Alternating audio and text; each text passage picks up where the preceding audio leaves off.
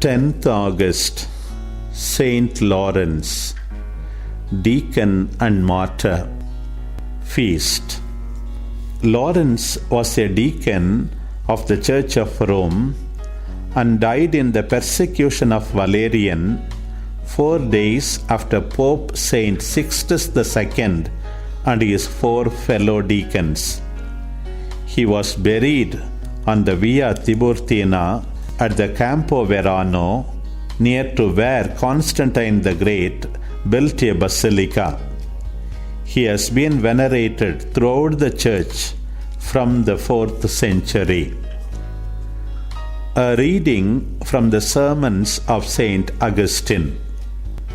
He administered Christ's sacred blood.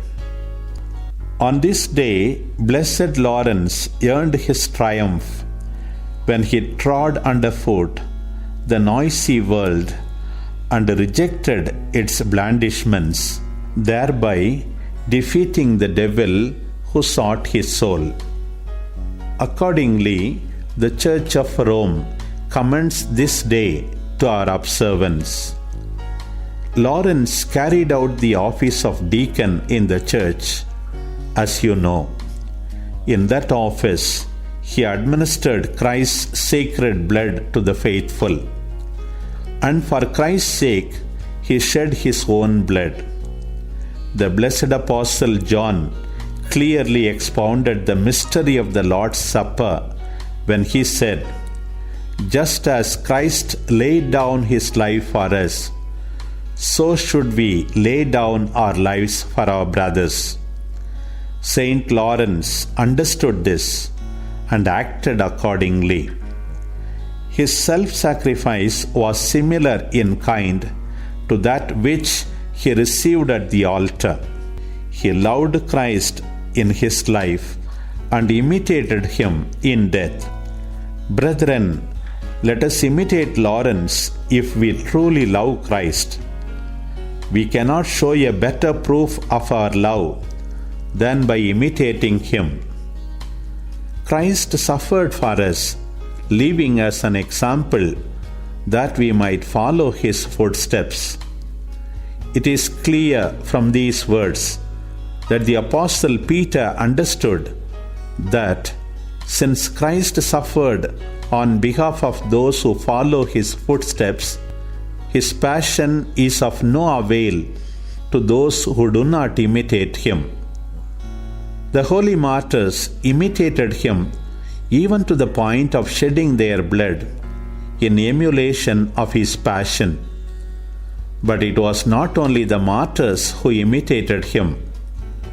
When they passed into eternity, the bridge was not broken down, nor did the fountain dry up after they drank from it. Indeed, the garden of the Lord contains not only the roses of martyrdom, but also the lilies of virginity, the ivy of marriage, and the violets of widowhood. So no one, my dear brethren, need despair of his occasion. Christ suffered for all.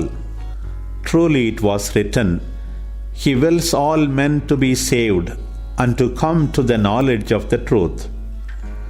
Therefore, we must try to understand how the Christian ought to imitate Christ other than by shedding his blood or enduring martyrdom.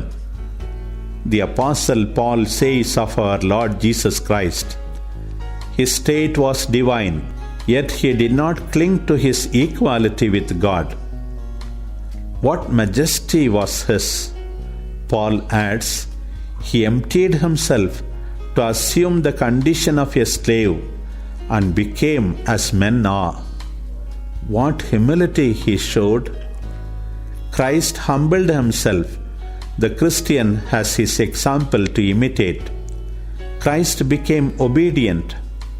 Why then should a Christian be proud?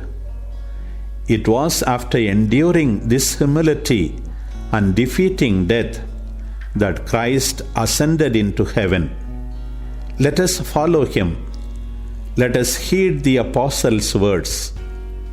Since you have been brought back to true life with Christ, you must look for the things that are in heaven, where Christ is sitting at God's right hand.